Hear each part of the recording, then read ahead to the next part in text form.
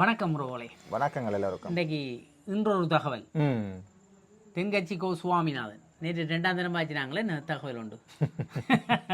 இன்றைக்கு வறுமையின் விலை, வறுமைக்கும் விலை இருக்கு. வறுமையின் நிறம் சிவப்பு. ஆனால் இவர் வறுமைக்கு விலை சொல்லியிருக்கிறேன். என்னென்னு பார்ப்போம். ஒரு ஊரிலே இமாம் என்ற ஒருவர் இருந்தார். அவர் துணி வியாபாரம் செய்து கொண்டிருந்தார். பல வெளியூர்களில் இருந்தெல்லாம் புது துணி வகைகள் அவற்றை கடைக்கு வரும். புது புது ரகம் எல்லாம் வரவழைப்பார், விற்பனை செய்வார். இது அவருடைய தொழில். ஒரு நாள் அவருடைய கடைக்கு வயதான அம்மா வந்தார். ஒரு பழைய பட்டுச்சேலியை எடுத்துக்கொண்டு வந்தார். அதை இந்த இமாமிடம் காட்டி, ஐயா இந்த பழைய சேலையை விலைக்கு வாங்க முடியுமா என்று கேட்டார். அந்த கடையில வேலை செய்கிற ஊழியர் ஒருவர் இதை வேடிக்கையாக பார்த்தார். இப்படி இருக்க மேலையும் பார்த்துருப்பாங்க. இது என்ன நாங்கள் இவ்வளவு இருக்கிறோம், இவன் வந்து பழஞ்செலியை கேட்டோம். இந்த அம்மா விவரம் தெரியாமல் இப்படி கேட்கிறாரே என்று பார்த்தாராம். அப்ப ஆமாம், புது புடவை வியாபாரம் செய்வர்கள் யாராவது பழைய புடவையை விலைக்கு வாங்குவார்களா? அதுதான் இப்படி வேடிக்கையாக பார்த்தார். சரி, இமாம் என்ன செல்ல போகிறார் என்று அவரையே கவனித்தார் இவர் வேலைக்காரன். இமாம் அந்த மூதாட்டியை ஒரு தடவை இறங்க பார்த்தார். அதன் பின் கேட்டார், அம்மா இதற்கு எவ்வளவு தொகை வேண்டும் என்று. எவ்வளவு உங்களுக்கு வேணும், என்னத்துக்கு தாரிகள் தாங்க எவ்வளவு கேட்க, இதற்கு 120 திர்கம் என்ற அந்த பெருமதியாகும் என்ன வேண்டும் என்றால் அந்த அம்மா. அதை கேட்டது இமாம் லேசாக சிரித்துக் கொண்டே தன்னுடைய ஊழியரை பார்த்தார். இந்த அம்மாவுக்கு 400 திர்கம் கொடுத்து அனுப்பு என்றார். அந்த பணியாளருக்கு மிகவும் ஆச்சரியம். என்ன இது, அந்த அம்மா பழைய சேரியை கொண்டு வந்து கொடுத்து விட்டு 120 திர்கம் வேண்டும் என்கிறார், இவர் 400 திர்கம் கொடுத்து அனுப்ப சொல்றார். ஒன்றும் புரியவில்லை என்று தெரிய சொல்லிட்டு போயிருந்தானே என்று யோசித்துக் கொண்டு என்ன சொன்னீர்கள் என்ற மாதிரி திரும்ப என்ன மாதிரி பார்க்க, ஆமாம் அவருக்கு விளங்கிட்டு முதலாளி அவர்களுக்கு 400 திர்கம் கொடுத்து அனுப்பு என்று திரும்பி இருக்க அழுத்தமா சொல்லி இருக்கிறேன் என்றார். இவர் மெதுவாக கேட்டார், காதுக்க போய், ஏன் இதற்கு அவ்வளவு விலை கொடுக்க வேணும்? அவருக்கு இடுப்பு கொள்ளுதில்லை. அந்த பழைய புடவையை பார்த்து கொண்டே இப்போது இமாம் சொல்கிறேன். அதை பார்த்து கொண்டு முதலாளி சொல்றார், பேசாமல் நான் சொன்னதை செய் போ. நான் சொல்றேன், நீ என்ன எனக்கு சொன்னது கொடுத்துட்டு வா, செய்வோ. நீ அந்த துணியை பார்க்கிறாய், நான் சரி. இப்போது இமாம் சொல்கிறேன், பழைய புடவையை பார்த்து கொண்டே இப்போது இமாம் சொல்றார், பேசாம நான் சொன்னதை செய் போ. ரெண்டு போட்டு பேருந்து சொல்றார் கூப்பிட்டு, நீ அந்த துணியை பார்க்கிறாய், நான் அந்த ஏழையின் வறுமையை பார்க்கிறேன் என்றார்.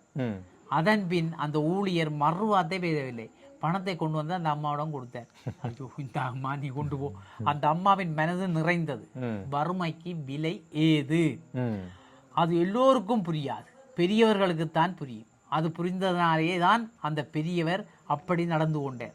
நட்பண்புகள் யாவை என்று நபிகள் நாயகமிடம் கேட்டார்களாம். அதற்கு அவர் சொன்ன பதில் என்ன தெரியுமோ? நட்பண்புகள் என்ன? ஒற்றுமையாக இருப்பது நட்பண்புகள் உண்டு, நல்ல காரியங்களை செய்வது நட்பண்புகள் உண்டு, தர்மம் புரிவது அதுவும் அதிலே உண்டு, சலாம் சொல்ல முந்திக் கொள்வது, வணக்கம் சொல்றது, நோயாளியை சென்று பார்ப்பது. நோயாளிகளை போய் பார்க்கணும். ஆனா பாக்குறது நான் இப்ப நீங்க ஹாஸ்பிட்டல்ல போய் ஒன்னும் போண்டி கொண்டு கொடுக்க தேவையில்ல. போய் சோமன் கேட்டாலே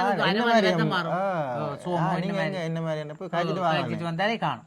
எங்களுக்கு எங்க நேரம் உங்களுக்கு நல்லவரா கெட்டவரா என்று பார்க்காம பிஜேத ஊர்வலத்தில் கலந்து கொள்வார். அது கடைசியிலே அது இல்ல, இதுக்கு போட்டி செத்த விட்டு போகணும். அது நல்லவரா கெட்டவரா கூட பார்க்க கூடாதான். சரியோ? முஸ்லீம் அல்லாதவராக என்று பாராமல் அயலாருடன் அன்பு நடந்து கொள்வது, அயல் வீடுகளில் நல்லா இருக்கணும். முதியவர்களுக்கு மரியாதை செய்வது, மன்னிப்பது, சண்டை சச்சரவுகளை தீர்த்து வைப்பது, கோபத்தை அடக்குவது, விலக்கப்பட்டதை தவிர்ப்பது, உறவினர்களிடம் அன்பாய் நடந்து கொள்வது, கர்வம் கொள்ளாமல் இருப்பது, இதெல்லாம் தான் நட்பண்புகள் என்கிறார் நபிகள் நாயகம். அப்போ உலகத்தில் ஒற்று நல்லவனும் இல்லை, ஏற்றுக்கொள்ளார். ஒற்று நல்லவனா தெரியல எனக்கு, நட்பண்புள்ளவனும் ஒரு தனும் இல்லை. இவனாம் கிடக்குமேடா அப்போ ஒரு தன்னுட்டு. சே கஷ்டம். நாங்கள் புட்டிச்சா புட்டிதான், போட்டா போதானே வேந்து கதையாவிட்டா கதையாவிட்டது என்ன குரோவோல்ட்டு பக்கத்து வீட்டுக்காரோட நல்லா இருக்கிறோமே. எட்டி பார்க்குறான் விட அவன்கிட்ட பக்கம் பார்க்கறானே, இதுதான் கதை. விலை மிகவும் குறைவாக இருக்கிறதே என்று நினைத்து கொண்டு சரி கோழியை கொடு என்றான். இல்லை பொருள் நான் விட்டுட்டேன் வாசிக்காம. நமக்கு வேண்டிய ஒரு கடற்கார் மிகவும் கஷ்டமாக போய் இப்படிப்பட்ட பண்பாளர்களை, இப்படிப்பட்ட நட்பண்புகளை ஒன்றுதான் இமாம் அந்த மூதாட்டிக்கு செய்த உதவி. சரியோ?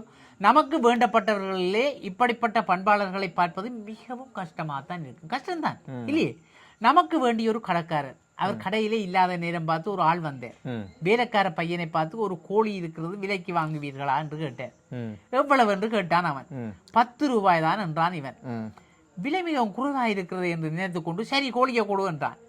உடனே ஒரு பேப்பரை பையிலிருந்து எடுத்து கொடுத்தான் இவன். அவன் கோழி எங்கே என்றான்.